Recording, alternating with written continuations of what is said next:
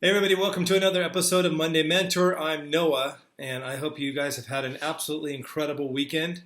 I know I did with family, but it was a big work week for me with deadlines getting ready for upcoming shows and a summer filled of events. So I hope everybody is doing great and that you are doing great. Thanks for joining me here. I wanted to speak into this week a little bit about one of the greatest bits of wisdom that I think that we could share, not only with our family members, our children, but with ourselves and our friendships in terms of accountability. And one of them is this. How can we become a professional giver and start to lead our life with giving as opposed to how we are going to get? Typically, we grow up and we think, hey, I need to graduate high school, get into college, get a degree. And if I get a degree, that means I'm going to get a great job. And when I get a great job, I'm going to make some money. But I first need to be able to make sure that I can provide for my family. And then I need to be able to provide for my loved ones, get as much savings as I possibly can to make sure that I've acquired enough reserves to have a burn rate so that I can take care of ourselves before we depart this earth. Or more importantly, have enough to be able to retire onto a nice white sandy beach or a real nice golf course or sit in a lazy boy. That to me is probably one of the biggest boring concepts I've ever heard. It's something that I don't follow, our family doesn't follow. And I would like for you to consider a couple different things today. One would be, what would happen if you imparted this onto your children, but also onto just your life, and kind of look at life through this lens? And that is the idea of, what if I led with purpose as it is in terms of giving? How can I become a professional giver, not a professional receiver, to go out and make money and then just get it and then keep it and then try to save it in terms of our livelihood and just making our life more comfortable? So I want you to look at it through that lens. And what does that look like in terms of the way that you approach and look at your own life and your own time?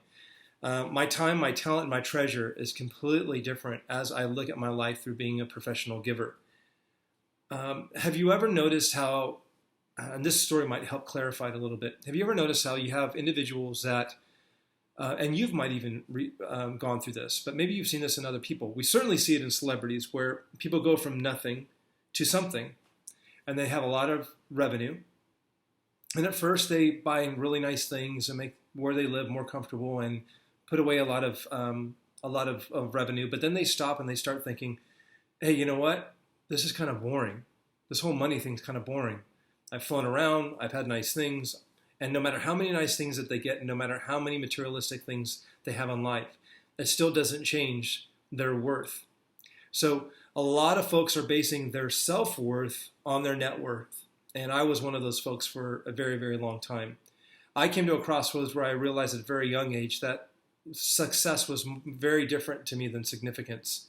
So I wanted to really look at what it was like to live a life of significance and in that sweet spot of knowing who I am and what I'm supposed to do.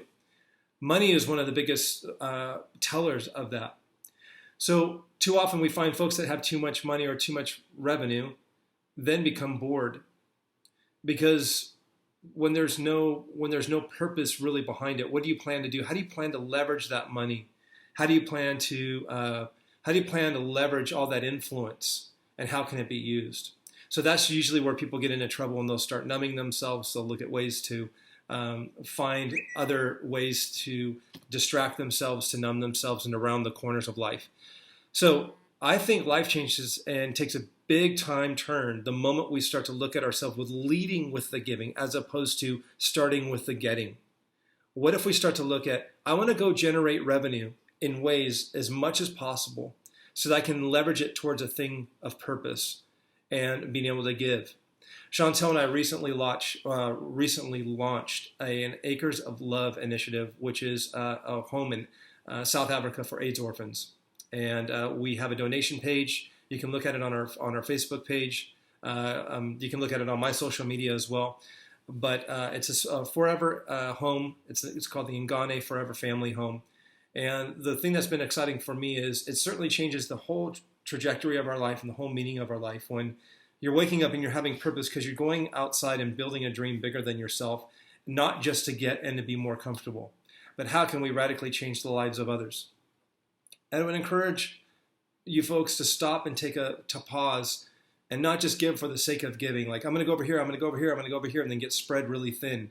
And you're really not giving to those things that really ignite your heart. Whether maybe you were abused and you want to help children that were abused. Maybe there's other issues out there. Maybe you went without and you were homeless for a while, or maybe your family had a tough time. But there's something certain that you could really connect with on a heart level that would allow you to get lit up on it, to where you're going, hey, I'm living out my purpose because my heart's in it. And that's why I have no problem putting a 24-hour day in with no sleep, because my heart is juice and I cannot wait to help these folks in their life. So now we don't hate our jobs. We love our jobs because our jobs help us as an underwriter to help underwrite our initiatives. So I would encourage you to stop and think for a minute. Are you a professional giver, or are you just a professional? Can you start looking at your life as a professional giver as opposed to, I'm just going to work to get money? How does your portfolio of life look as it pertains to giving? Do you have the capacity to give? What would it look like to be able to give? And what maybe, and I've done it even in our life, where we've rid things out that allowed us to be able to keep more money, to be able to give more money. And so those are some fun experiments that you can take a look at. But it certainly changes. This is less about the giving. It's more about, are you living a life on purpose? And do you know what that purpose is? If you have any more questions, love to hear from you. Leave a comment down below. But you can also check out noahuniversity.com. And if you'd like to look at life through a little bit more of a biblical perspective and an eternal value as it comes to your purpose, check out masters.life. I hope today was a help for you. Thanks for joining me. I'm Noah, and I would love to hear from you with a comment down below. Have a great week. See ya.